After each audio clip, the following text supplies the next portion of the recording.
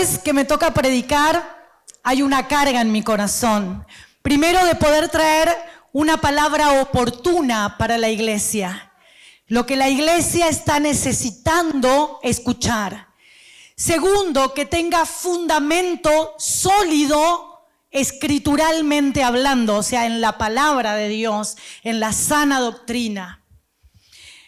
Y tercero, que lo que oímos hoy, acá, este domingo, acá en la iglesia, pueda producir cambios en nuestra vida, que nos transforme. Amén. Como sé que la palabra hace en muchos de ustedes. Amén. ¿Cuántos han sido transformados por el Señor? Que ya no son los mismos. Amén. Sé que es así. Así que durante la semana vivo nutriéndome. Soy una persona que tiene más prevalencia del super yo en su alma que del ello, que del deseo. Me parece que todo tiempo debe ser productivo. Entonces, cuando me voy en el auto a trabajar, voy escuchando una palabra de parte del Señor, o voy escuchando la adoración para poder ministrar en la semana también y el día domingo, y voy escuchando prédicas y el Señor me habla sobre un tema y escucho un predicador y otro predicador y otro predicador para tener diferentes fuentes, y después me pongo a estudiar y a escudriñar en ese pasaje de las Escrituras para conocer en profundidad lo que el Señor nos quiere hablar. Y esta semana Dios habló a mi corazón con una palabra fuerte. Y ayer en la reunión de matrimonios el Señor me termina de confirmar la palabra. Y por eso le puse este título a la prédica de hoy. No sé si ya lo pusieron, pero le puse conversaciones incómodas. ¡Chan! ¿Lo pusieron? No. ¿No les mandé el PowerPoint? Oh, my God. Tengo PowerPoint. El PowerPoint no es para hacerme la linda. El PowerPoint es para que yo pongo en el PowerPoint los puntos principales, para que ustedes tomen nota y en la semana, cuando hacen sus devocionales, puedan volver a la palabra y recordar los puntos principales de la prédica. Entonces, como les decía, le puse a este mensaje conversaciones incómodas. Les decía que ayer el Señor nos confirmaba, porque en el encuentro de matrimonios, en la jornada de matrimonios, uno de los puntos importantes para tener matrimonios sanos tiene que ver con la comunicación, con no guardarnos todo lo que nos pasa, con no guardarnos el enojo, con no guardarnos la frustración. Y para poder gestionarlo de una manera saludable, necesitamos tener a veces conversaciones incómodas. ¿A cuánto les gustan las conversaciones incómodas? Bueno, cerramos la iglesia y volvemos el domingo que viene. ¿A cuánto les gustan las palabras de ánimo? Chala. Bueno, pero hoy vamos a tener conversaciones incómodas. ¿Sabe por qué? Porque el que ama se la juega. Y el que ama no puede ser indiferente al dolor y a la necesidad del otro. Y esto le pasaba al apóstol Pablo frecuentemente. Vamos a leer en la primera carta a los tesalonicenses, capítulo 5, todo el pasaje o el contexto de este pasaje lo encontramos desde el 12 al 23, aunque no es en todos los versículos en los cuales yo voy a basar la prédica del día de hoy, ¿sí? Sino que hoy vamos a enfocarnos del 14 al 16, del 14 al 16. El versículo 14. Pero es necesario poder tener claridad en cuanto al contexto de este mensaje. Y fíjese que el título en la Reina Valera, si usted tiene la Reina Valera, dice: Pablo exhorta a los hermanos. Y como el pastor es recontra bueno, él nunca exhorta, él siempre anima, levanta, fortalece, abraza. A la que le toca es a la pastora. Pero tranquilo, pastor, no vine a maltratar a los hermanos. Vine a amarlos y abrazarlos. Pero el apóstol Pablo le pone así a este pasaje. Pablo exhorta a los hermanos de Tesalónica. Esta carta es una de las primeras cartas que escribe el apóstol Pablo. La iglesia de Tesalonicenses estaba en un lugar estratégico, un lugar que era un lugar de comercio, donde transitaba muchas personas, porque era un lugar de mucho poder, de mucha concentración de dinero, de capital, y por ahí pasaba toda la movida de ese momento. Así que la ciudad de Tesalónica era una ciudad muy movida, donde la iglesia había sido plantada y los hermanos estaban siendo transformados, y a causa de eso estaban sufriendo mucha persecución por parte del Imperio Romano. Entonces la iglesia estaba siendo perseguida y los hermanos estaban pasando tiempos de tribulación, de angustia y de persecución. Dice así este pasaje para ir entrando en contexto. Os rogamos, hermanos, que reconozcan a los que trabajan entre vosotros y os presiden en el Señor y os amonestan.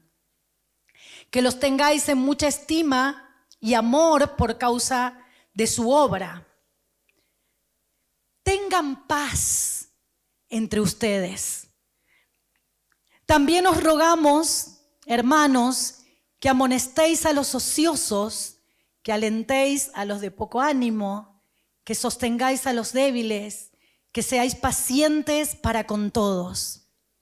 Mirad que ninguno pague a otro mal por mal, antes seguid siempre lo bueno unos para con otros y para con todos.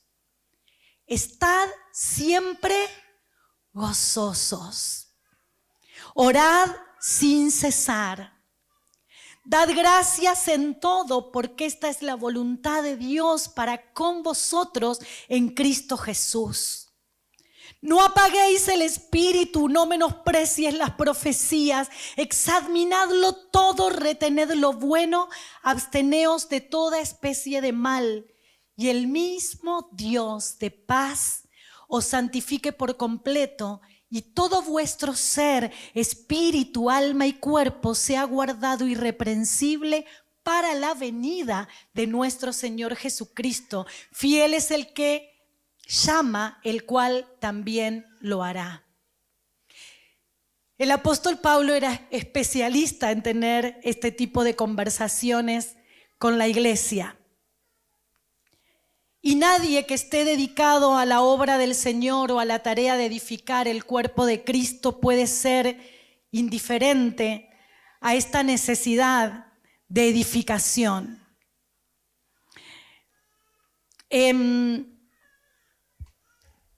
Había tres preocupaciones muy básicas en lo que era la iglesia primitiva.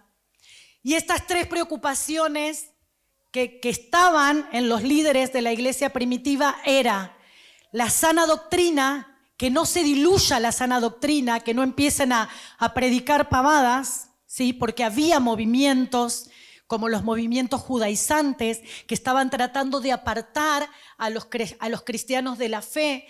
La primera vez que el apóstol Pablo va a predicar el evangelio a Tesalónica lo hace en una sinagoga, y en esa sinagoga se convirtieron muchos ese día al mensaje del evangelio, pero había judíos y había gentiles que se convirtieron a través de esa predicación. Entonces había oposición y había conflictos y había disensiones y había discusiones teológicas, discusiones de fe, que el apóstol Pablo era consciente. Por eso la preocupación de la iglesia primitiva era cuidar la sana doctrina, que guarden el testimonio de lo que habían creído. Hablar sobre la venida de Cristo. Si ustedes van al capítulo anterior de Tesalonicenses van a ver que habla sobre la segunda venida de Jesucristo, porque esto es el evangelio completo. No solo que Cristo vino, padeció, fue crucificado, que murió, que al tercer día resucitó, sino además que volverá a buscar a sus hijos, a buscar a su iglesia, y que juntos vamos a gobernar en la nueva Jerusalén, como cantábamos hoy, en la nueva ciudad, en la ciudad del Señor. Vamos a gobernar como iglesia. Esto era el evangelio completo y esta era la preocupación de la iglesia primitiva. Sin embargo, también ellos estaban preocupados por la vida espiritual de la iglesia, por los que la estaban pasando mal, por los que estaban atravesando tiempos de angustia, de escasez, de necesidad, de desánimo, de tristeza. Y en este contexto es que yo quiero enfocarme en este versículo 14. Y dice, el apóstol les dice así: les rogamos. ¿Cuántos líderes de célula hay acá? Levanten la mano bien alto porque los queremos ver. Bien. Les rogamos. Qué pocos que son para la cantidad de pastor. Vamos a tener que levantar más líderes, ¿eh? ¿Cuántos Timoteos y líderes hay acá? A ver, levanten la mano. Gloria a Dios. El Timoteo, dígale al líder: me estoy preparando, mirá que ya estoy listo para salir. El apóstol le dice: les rogamos, hermanos, a los líderes, que amonestéis a los ociosos, que alentéis a los de poco ánimo. Vamos, movete, che, decile. Y que sostengan a los débiles. Ociosos, desanimados y débiles. 3 grupos de hermanos que cohabitan con nosotros. Porque aún nosotros que podemos estar hoy con mucho ánimo, es muy posible que hace una semana atrás hayamos necesitado de alguien que nos tienda la mano para levantarnos, o que nos dé un abrazo para fortalecernos. Y el apóstol estaba preocupado y por eso exhorta a los hermanos. Y el primer grupo dice a los ociosos: amonestar a los ociosos. En otras palabras, él está diciendo: che, llámenle la atención. Al que está ocioso, decirle: che, vamos, hay que moverse un poco. Retalo, porque no hay mejor manera de resistir a Satanás que estando ocupado en la obra del Señor. ¿Cuántos quieren que Satanás se vaya lejos de su casa, de su vida, de su familia? Bueno, decirle: movete.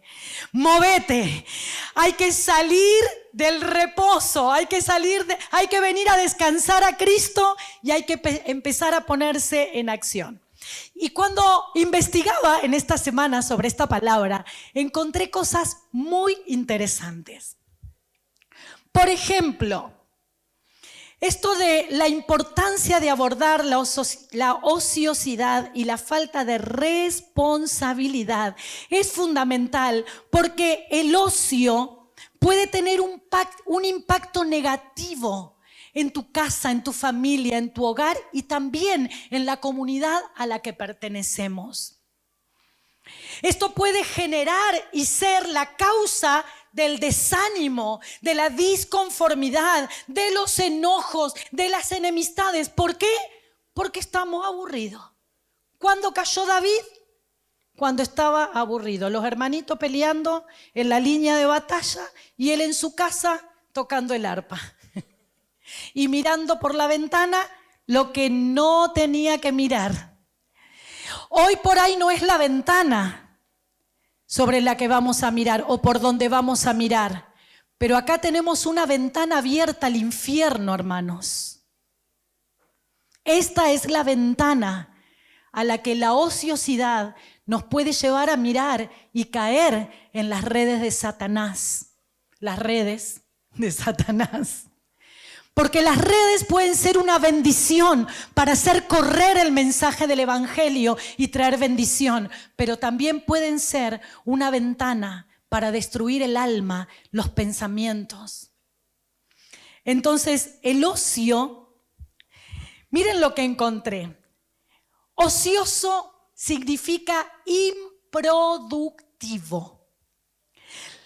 Y miren lo que averigüé, que la improductividad no se mide por los frutos que tenés, sino por los que podrías tener. Y esto, la gente que trabaja la tierra y el campo lo sabe muy bien, porque ¿saben cómo se calcula la productividad de una hectárea? No por los granos o la semilla que está produciendo, sino por la capacidad de producir que tiene esa hectárea. Entonces una persona ociosa no es una persona que está haciendo, pero algo estoy haciendo. A lo mejor, bueno, para vos no soy productivo, pero algo estoy haciendo. No es por lo que estás haciendo, sino por todo lo que podrías hacer y no estás haciendo. ¿Escucharon ustedes alguna vez decir a alguien, bueno, pero yo no hago nada malo? Bueno, ¿y cuánto bueno?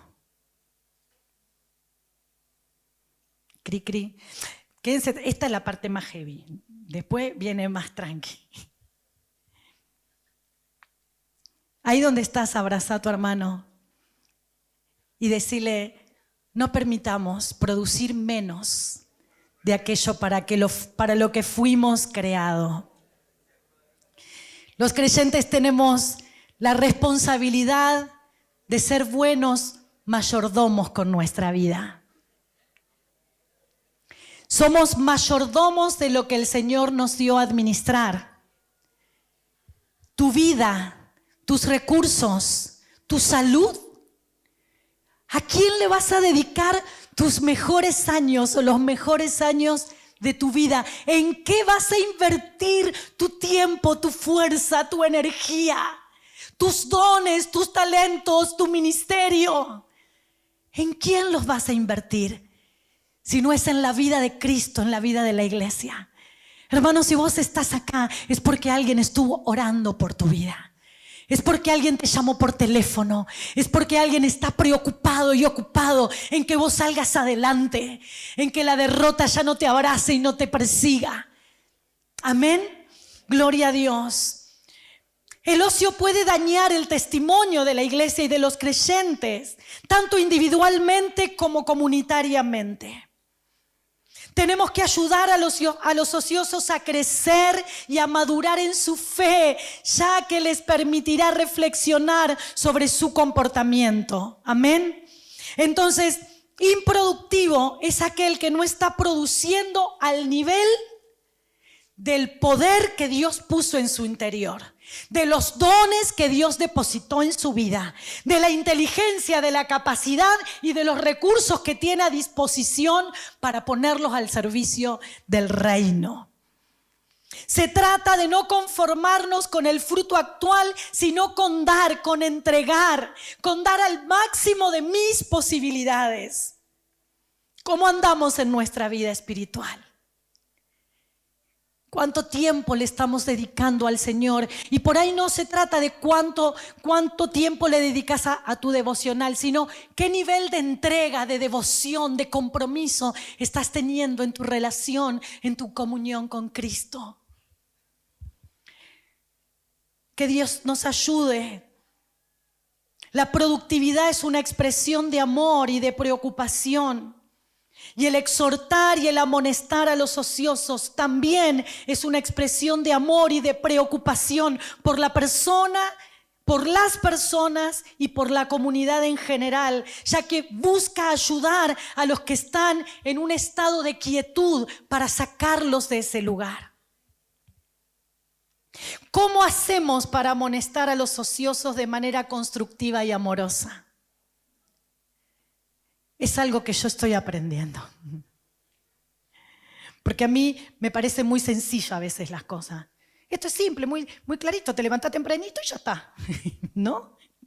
Y salís.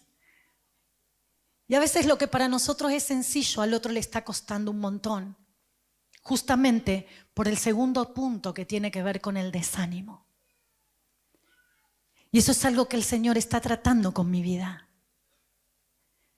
No siempre el otro está ocioso porque quiere. Muchas veces es porque no puede. y nosotros tenemos que estar prestos para ayudarlo y aprender a amonestarlo amorosamente. Que el Señor, oren por mí, que el Señor me ayude, porque es algo que tenemos que aprender. A algunos les sale con facilidad, a mi esposo le sale con facilidad la amorosidad, la comprensión, la tolerancia. Yo lo tengo que trabajar, porque a veces hago simples las cosas que no son tan simples. Amén. ¿Cómo amonestar? Y por eso quiero aprender. Quiero aprender de Jesús. Quiero aprender de su enseñanza. Y trabajando en esto, el Señor me mostraba, para poder amonestar de una manera saludable y producir cambios, necesitamos amor y compasión. La amonestación debe hacerse con amor y compasión, nunca con juicio y condenación. La corrección, la amonestación debe hacerse con respeto y dignidad por el otro. La persona debe ser tratada con respeto y dignidad, no con humillación ni con deshonra. La amonestación debe ser específica y enfocada en el comportamiento o la acción de esa persona y no en la persona. Esto lo aprendimos ayer también y lo pude agregar. El problema, ¿se acuerdan los que fuimos a la jornada de matrimonio? El problema es el problema, no mi pareja. Y a veces confundimos el problema con la persona. Míralo a tu hermano y decirle, vos no sos el problema. El problema es el problema. No sos vos, el problema es el problema. Ricardo Arjona también escribió una canción, ¿no? El problema, na, na, na, na. Bueno, pero me acordé.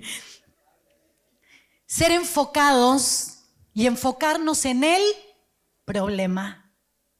Y a la persona amarla, como nos pasa en el encuentro cuando tenemos que ministrar liberación. A veces el hermano se manifiesta y nosotros tenemos que ser muy claros. El problema es el bicho que tiene adentro, pero al hermano lo tenemos que tratar con mucha amorosidad. Amén, porque él no es culpable de lo que el enemigo le está haciendo. Amén. Entonces, enfocarnos en el problema es fundamental. Y lo cuarto, orientación y apoyo. No sé si en el Power puse lo mismo que acá. Apoyo y acompañamiento. Amén. Bien. El papel de la amonestación en la restauración y el crecimiento espiritual es fundamental. Amonestar de manera constructiva y amorosa a los ociosos en la iglesia requiere un enfoque cuidadoso y considerado. Y por acá vamos a pasar rápido, pero ¿cómo amonestar de manera constructiva? Escuchar activamente, hablar en privado, usar a mí me parece tal cosa, en lugar de vos tendrías que, ¿se entiende? Amorosamente. Ofrecer orientación, mira, yo estoy para ayudarte. Y me anoté acá un ejemplo, por ejemplo, estoy preocupado por vos y por la forma en que te estás manejando y la forma en la que estás asumiendo tus responsabilidades. Me di cuenta de que has estado faltando a las reuniones, que no has estado cumpliendo con tu tarea. Quiero hablar con vos sobre esto y ver cómo puedo ayudarte. ¿Hay algo que pueda hacer con vos para que vos puedas salir de ese lugar y acompañarte en este proceso? Estoy para darte la mano, estoy para levantarte, nunca para acusarte, mucho menos para señalarte con el dedo. Amonestar a los ociosos es una responsabilidad que tenemos que llevar adelante como cuerpo de Cristo y como iglesia del Señor, y estaba dentro de las preocupaciones del apóstol Pablo y de la iglesia primitiva. No nos conformemos con estar por debajo de lo que podemos producir. Vamos a ponernos de acuerdo juntos y decir: Señor Jesús, no voy a estar por debajo de lo que vos me diste. Voy a producir al máximo de mis posibilidades. No voy a estar ocioso. Voy a levantarme del lugar de la fatiga y del cansancio y de la ociosidad y me voy a poner en marcha para ser tus brazos, tus manos, tus pies y tu boca, Señor, en el nombre de Jesús. Lo segundo, dice: alentar a los de poco ánimo. ¿Te cruzaste en esta semana con alguno medio desanimado? ¿Has tenido en la célula? ¿Has estado desanimado? Mire, yo el otro día a los jóvenes les confesaba, estuve pasando un tiempo de desánimo. Y tuve que recurrir y pedir ayuda. En Primera de Tesalonicenses 5:14, la palabra griega que se traduce como desanimados viene del griego oligosúchos. Ahí se lo escribí en la plaquita, que significa de poco ánimo o desanimado. Esta palabra se compone de oligos, que significa poco, y psique, que significa alma o ánimo. Y quiere decir de pensamiento corto, de pensamiento chico, que se achica la capacidad de pensar. Yo no sé si a ustedes les ha pasado, pero a mí sí me ha pasado. En los momentos de desánimo se ha achicado mi capacidad para recordar las promesas que Dios había hecho a mi vida. En los tiempos de desánimo nos cuesta mucho creer que Dios va a cumplir y va a llevar a cabo aquello que me prometió, porque desánimo justamente achica nuestra capacidad de comprender, de creer en toda su dimensión las promesas y el poder del Dios que nos habita. Desanimado, oligosico, que se le achicó el pensamiento. Cuando vienen las adversidades es común que nos olvidemos las promesas del Señor, del poder, del llamado, de la grandeza y de los atributos. Adoramos a un Dios grande, que Él todo lo puede. Él es todopoderoso, Él es eterno, Él es el sanador, nuestro Jehová Rafa. Él es nuestro libertador, Él es nuestro estandarte, nuestro escudo, nuestra protección, nuestra paz y nuestro descanso. Pero en tiempos de desánimo, la mente se nos acorta, el pensamiento se nos achica y estamos obnubilados y confundidos y atormentados y preocupados y parece que nunca vamos a salir de ese lugar. Sin embargo, tenemos la iglesia y tenemos nuestros líderes y tenemos los pastores y tenemos una comunidad que tiene que estar atenta para sacar al desanimado de ese lugar. El poder de la angustia hace que se achique nuestra posibilidad de ver a Dios, de creer, de entender. Pero cuando nos exponemos a la presencia de Dios, nuestros ojos son abiertos. ¿Y saben qué? Me acordé de la parábola del hijo pródigo.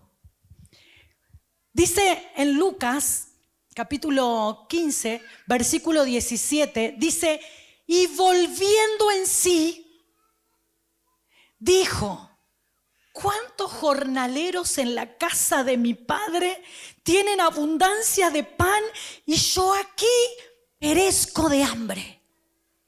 ¿Cuántas veces nos enojamos con Dios, con las circunstancias, y nos alejamos con la iglesia y nos alejamos y nos escondemos en la cueva de nuestra casa o de nuestra cama o de nuestra habitación, enojados y tapándonos hasta la cabeza, renegando por lo que no tenemos o por lo que nos falta? El hijo pródigo se dio cuenta de todo lo que tenía en la casa de su padre cuando estaba atravesando el dolor, cuando se sintió solo, cuando tuvo hambre. Y nadie le tiraba la mano y dijo: pensar que el más chiquito de los jornaleros en la casa de mi padre hoy tiene un pedazo de pan y yo acá solo renegando, tapado hasta la cabeza, sumergido en la depresión. Y dice, volvió en sí, se le agrandó en la cabeza y le dio lugar a la promesa, a la palabra y al amor de su Padre. ¿Y cómo dijo? Dijo, me levantaré e iré a mi Padre y le diré, Padre, he pecado contra el cielo y contra ti. Y todos sabemos cómo termina la historia. El padre estaba más chocho que él, esperándolo con los brazos abiertos para abrazarlo y para decirle, te estaba esperando. Te estaba esperando. No era lo que tenía, sino lo que le faltaba. En momentos de profundo dolor no necesitamos que nos digan lo que tenemos que hacer. Necesitamos el aliento de vida. La necesidad de alentar a aquellos que están desanimados o desmoralizados es fundamental. Y algo que también investigué esta semana es que no es lo mismo animar que alentar.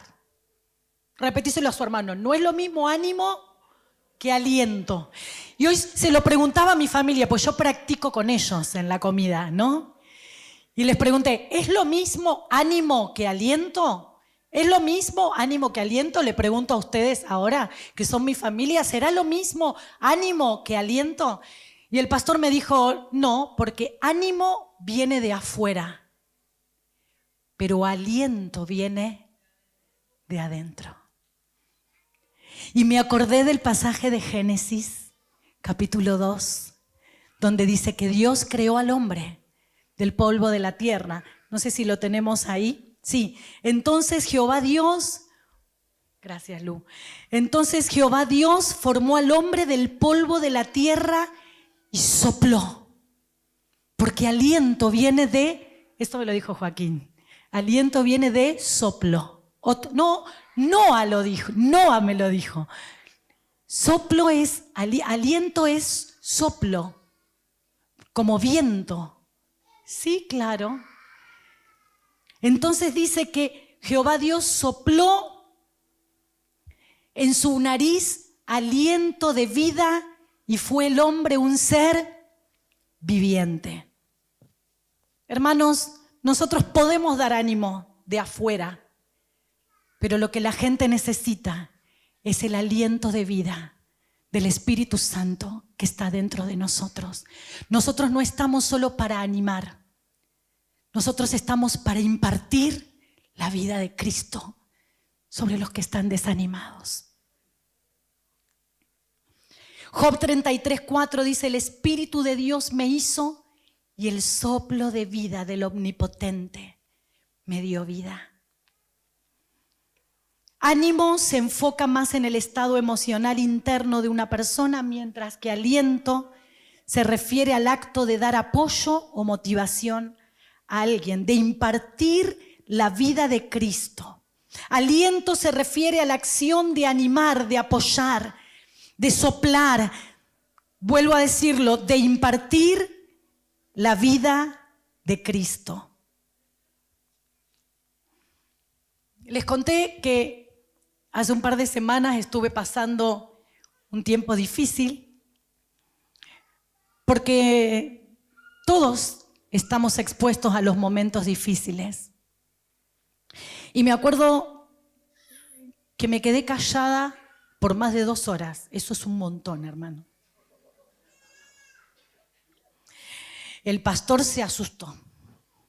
Se asustó, porque íbamos viajando en el auto y yo estuve 1 hora entera con mi boca cerrada y él se asustó. Y en un momento me dijo, si supiera qué tengo que decirte, te lo diría, pero no sé qué decirte porque...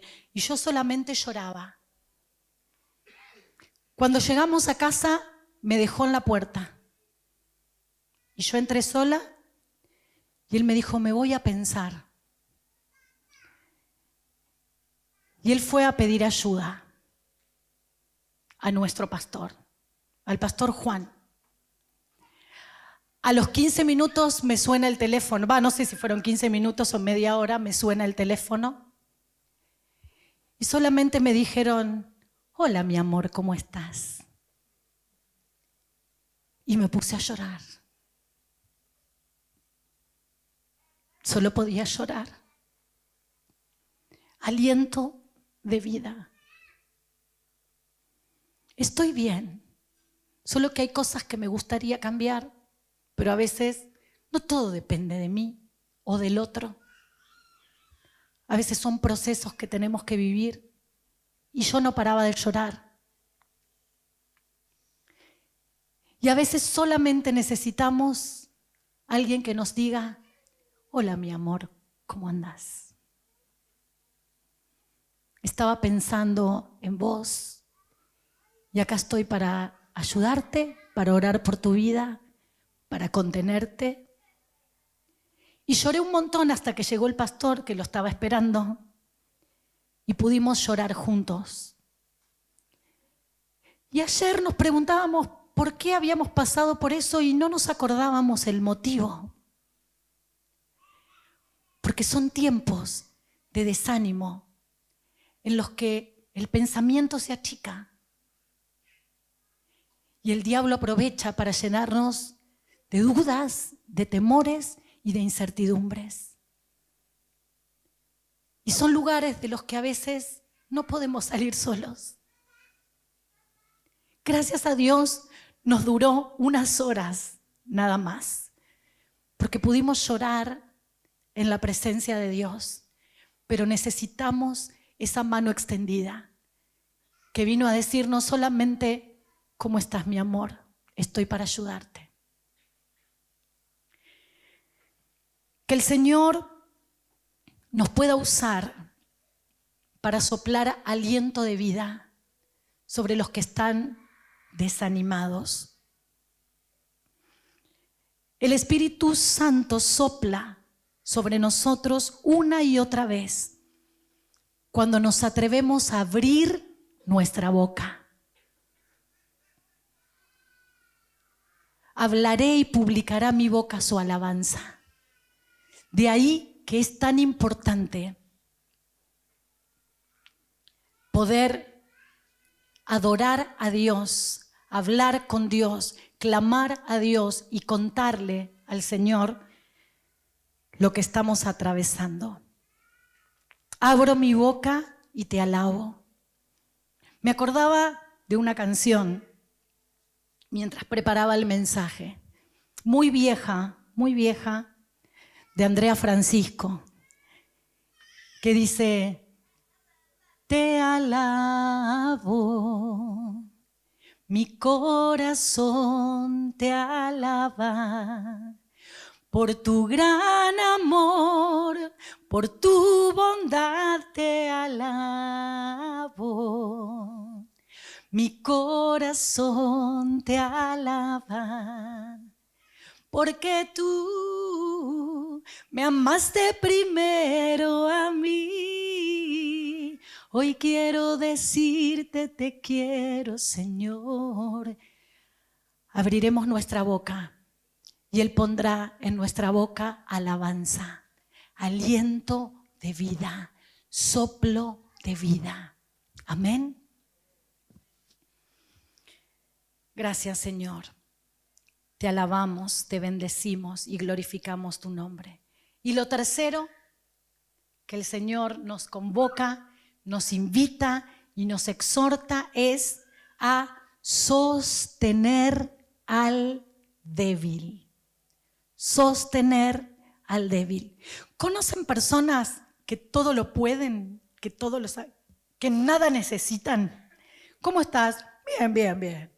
Con dificultades, pero bien, porque yo con el Señor, pum para arriba.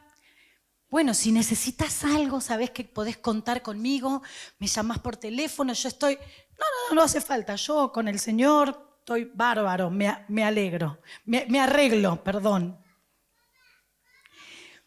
Pero la Biblia nos enseña que aún los líderes más poderosos necesitaron de quien los sostenga, de quien les sostenga sus brazos.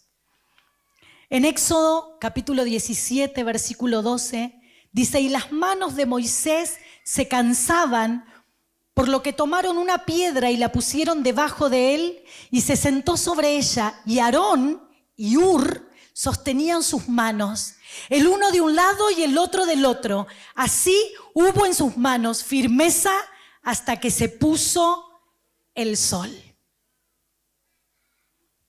Hur y Aarón sostuvieron los brazos de Moisés cuando el líder se cansaba, porque Moisés estaba en medio de una batalla. Y dice que cuando Moisés tenía los brazos en alto, el pueblo de Israel vencía y derrotaba a los enemigos. Cuando los brazos de Moisés se cansaban, empezaban a matar a los israelitas. Entonces Moisés levantaba los brazos y el pueblo ganaba. A Moisés se le caían los brazos y el pueblo perdía.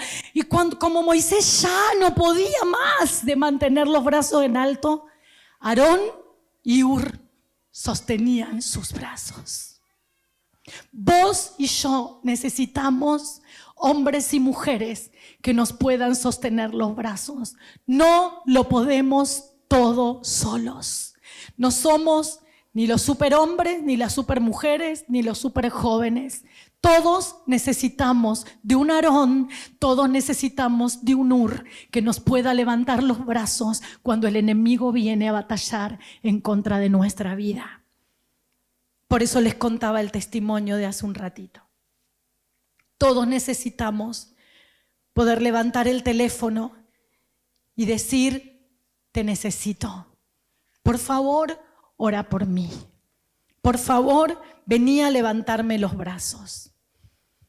El Señor no nos llama a andar en nuestras propias fuerzas, sino en las que nos da Él desde su trono. ¿De dónde vendrá mi socorro? Mi socorro viene del Señor que hizo los cielos y la tierra. Nosotros necesitamos apoyar a aquellos que están luchando o son vulnerables. ¿Cómo podemos sostener al débil?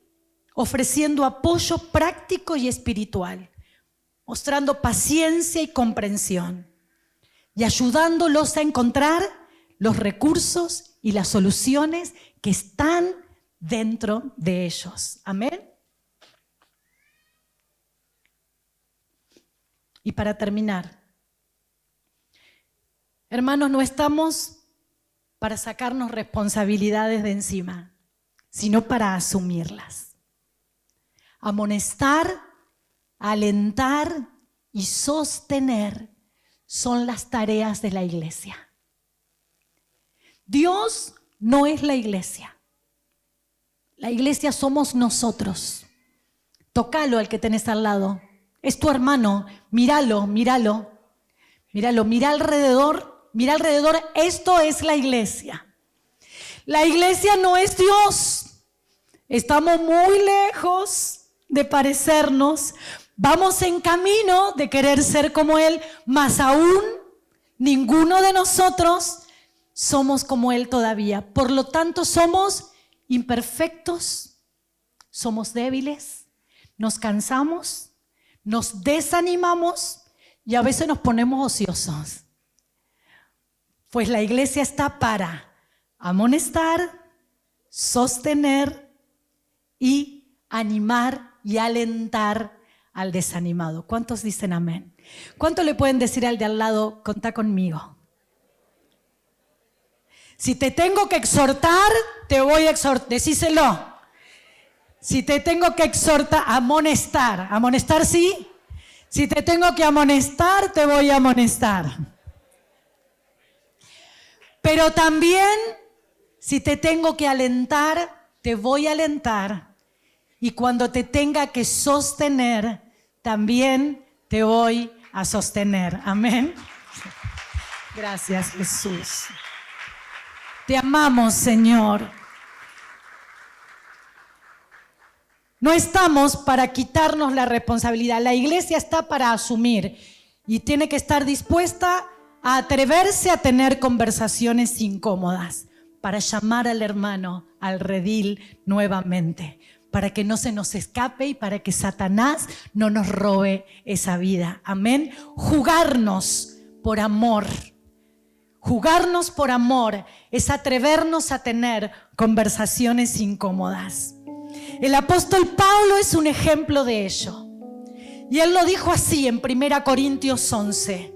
Sean imitadores de mí como yo de Cristo. No dijo como muchos cristianitos de moda que dicen, no me mires a mí, mira al Señor. No, él se la jugó y dijo, mírame a mí y sean imitadores de mí así como yo de Cristo. A mí me falta todavía, lo dijo de esta manera, yo mismo no pretendo haberlo ya alcanzado, pero una cosa hago, prosigo la meta para ver si puedo alcanzar el galardón y aquello por lo que fui alcanzado. No soy perfecto, no somos perfectos. Tu líder no es perfecto. Tu Timoteo no es perfecto. El anfitrión de tu casa no es perfecto. Tu hermanito, tu hermana, el nuevo, el que recién llegó, no es perfecto. Pero es un imitador de Cristo. Y qué bueno que vos puedas decir, imítame a mí como yo imito al Señor. Qué lindo poder llegar a ese nivel, iglesia. Sean imitadores de mí como yo de Cristo, reconociendo que no somos perfectos, pero que estamos en camino a la perfección. La comunidad cristiana tiene la responsabilidad de ser luz en medio de este mundo de tinieblas. Al hacerlo reflejamos el amor y la compasión de Cristo, fortalecemos a la iglesia. Pidamos a Dios sabiduría, amor y humildad para reconocer lo que nos falta y poder ponernos a aprenderlo. Gracias, Jesús. Gracias, Jesús.